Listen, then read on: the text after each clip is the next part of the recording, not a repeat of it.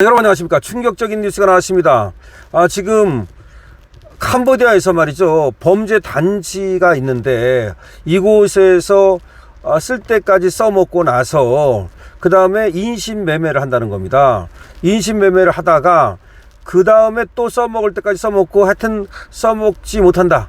그러니까 이제 얘들이 인신매매를 해가지고 범죄 조직에서 범죄 조직으로 넘기고 이렇게 하다가 뭐에 써먹는 거냐면 보이스피싱, 그리고 리딩방 피싱 이런 거에 써먹다가 써먹을 데가 없으면 팔아넘기고, 그러다가 나중에 그 가족한테 돈 뜯을 수 있으면 뜯고, 그것도 안 되면 장기 매매를 한다는 얘기까지 나왔습니다.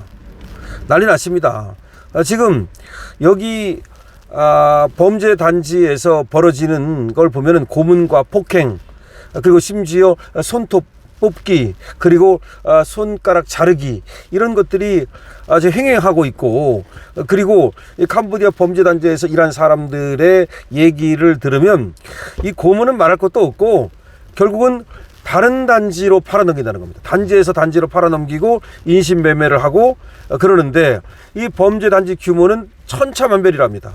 그런데 이 안에서 비상장 주식이라든가 해외 선물이라든가 공무원 사칭, 보이스피싱이라든가 이런 것들을 하고 있는데 지금 400개의 범죄단지가 있다는 얘기가 나오고 있습니다. 그래서 범죄단지가 무려 이 캄보디아에 400개까지도 있다. 그리고 한국인 대상 그 사기, 이것이 횡행하고 있고, 심지어 캄보디아뿐만이 아니라 지금 미얀마라든지, 그리고 또 프놈펜뿐이 아니라 지금 캄보디아 각지에, 특히 국경지대, 뭐 태국과의 국경지대라든지 이런 데에 도망가기 쉽게 말이죠. 중국과의 국경지대라든지 이런 데에 이 조직이 있다는 겁니다. 그래서 이거 난리 났습니다. 인도인들은 인도에서 그야말로 대대적인 어떤 그런 작업을 통해서 1000명을 구해갔습니다. 말레이시아도 지금 나라가 나서가지고 말레이시아인들을 구출을 했습니다. 그런데 지금 한국인들은 오히려 가장 봉으로 지금 거기서 픽 찍혔다는 겁니다. 왜 그러냐면 오히려 한국이 그 나라에서 나서가지고 보호를 할 것 같은데 실제로는 그렇지 않다는 겁니다. 또 하나, 한국인들이 한국인들을 써가지고 그래가지고 한국인들을 피해를 주는데, 그렇게 이 한국인 놈들이 앞잡이들이 많다는 겁니다. 지금 20대 여성이 왜 납치를 당했다 그래가지고 그 여성의 뭐 손가락이 잘린 사진이 왔다 이런 얘기가 있었잖아요. 근데 그 여성의 경우에도 모집책이었다는 얘기가 나오고 있습니다. 모집책. 그러니까 순수한 피해자가 아니라 그 범죄 조직에서 한국인들을 끌어들이는 모집책이었다는 얘기가 나오고 있고, 그 다음에 지금 한국인 피해자의 경우에도 그 대학 선배가 그 피해자를 끌어들였다는 말이 나오고 있습니다. 그러니까 결국은 한국인들을 갖다가 끈앞풀로 해가지고 소위 시다바리로 이용해가지고서 한국인들을 포섭하는 그런 것들을 많이 하고 있고, 그래서 결국은 이제 포섭을 한 다음에 감금을 하고, 이 범죄 단지, 오죽하면 범죄 단지라는 게 있겠습니까? 이 안에 심지어 말이죠, 화장장, 그러니까 사람이 죽으면 소각하는 소각장까지 갖추고 있다고 얘기를 하니까 말할 필요가 없죠. 그리고 이 범죄 단지는 규모가 작은 것부터 큰 것까지 그야말로 천차만별이고, 범죄 단지에서 범죄 단지로 인신매매가 아주 비일비재하게 일어나고 있다는 거죠. 이번에 경북 예천의 학생의 경우에도 다른 조직에서 팔려왔다는 거 아니겠습니까? 지금 그 학생이 21호라고 불렸다는 거 아닙니까?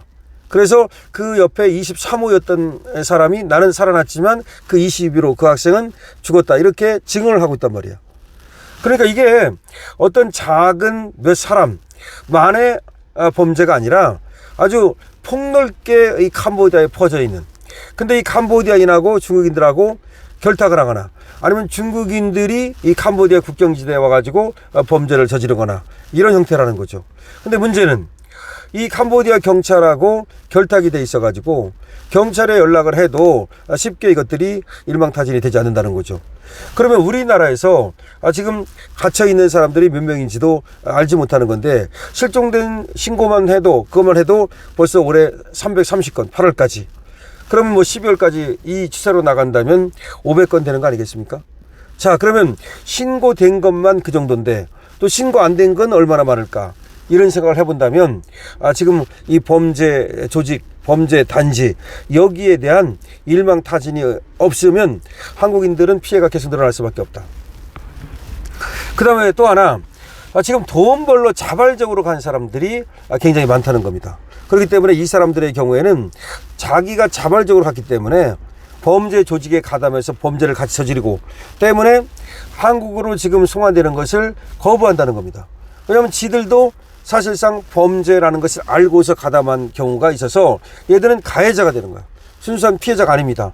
그래서 한국이 송환되는 것을 거부하는 애들이 벌써 60~70명이 지금 통계로 나타나고 있습니다. 이게 무슨 얘기입니까? 자, 지금 국제적으로 이게 보이스피싱이라든가 또 여러 가지 선물이라든가 뭐 주식이라든가 이런 거, 리딩방 같은 거, 하여튼 온갖 방법을 동원해 가지고 돈 될 수 있는 사기는 다 친다고 생각하면 됩니다. 그러니까 얘들은 범죄 단지이기 때문에 단순하게 무슨 그 어떤 돈을 갖다가 뭐 전화해 가지고 뺏고 뭐 그런 것만이 아니라 돈 되는 건 다 한다. 돈 되는 건 다 한다. 그래서 장기 매매까지도 한다.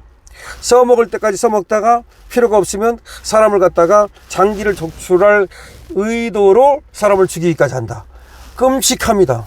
끔찍합니다. 자, 한국에서 말이죠. 그렇잖아도 지금 여러 지금 납치 시도가 있었다는, 그다음에 유아 납치 시도가 있었다는 그런 얘기까지 있고, 그다음에 중국인들이 무비자로 들어오면서 불안하다는 얘기가 있었는데 그것이 사실로 지금 드러날 가능성이 많습니다. 그러니까 이제는 한국이 더 이상 안전하게 여성들이 밤에도 돌아다니고, 여성들이 밤에도 말이 술 먹고 돌아다니고, 그야말로 짧은 치마 입고 다니고 이러는 한국은 더 이상 이제 없다고 생각해도 됩니다.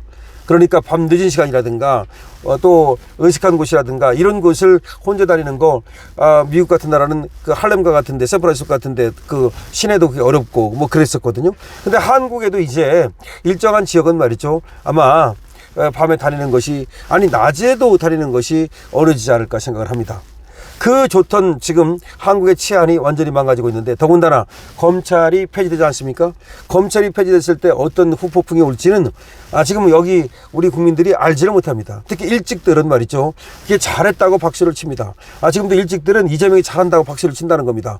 관세 협상도 개판이고, 그야말로 검찰청 없애가지고 치안도 개판이고, 나라 우리 국민들이 끌려가가지고서 말이야 고문당하고 지금 살해당하고, 거기에 대해서도 어떤 찍소리 하나 못하고 제대로 대응을 못하고, 지금 마약은 마약대로 막 한국을 갔다가 그냥 막 들어와가지고 난리를 치고, 그런데도 불구하고 이재명이 잘한다고 이렇게 박수를 치고 있는 일찍들, 정말 망해봐야 알겠냐, 당해봐야 알겠냐라는 얘기가 있는데 정말 걱정입니다. 자, 다시 한번 말씀드립니다만, 이 마약 범죄 조직, 그 다음에 또 뭐 지금 보이스피싱이 됐든 아니면 뭐 장기 적출이 됐든 하여튼 간에 얘들 돈 되는 건 다 한다. 그럼 마약은 안 하겠습니까? 그렇다고 해서 무슨 장기 매면 안 하겠습니까? 사기를 안 치겠습니까? 무슨 인신 매면 안 하겠습니까?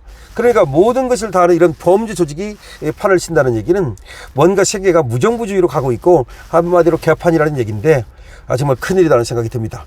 여러분, 항상 자기 몸을 자기가 지켜야 되는 각자 도생의 시대가 왔다는 점을 말씀드립니다. 강시엽입니다.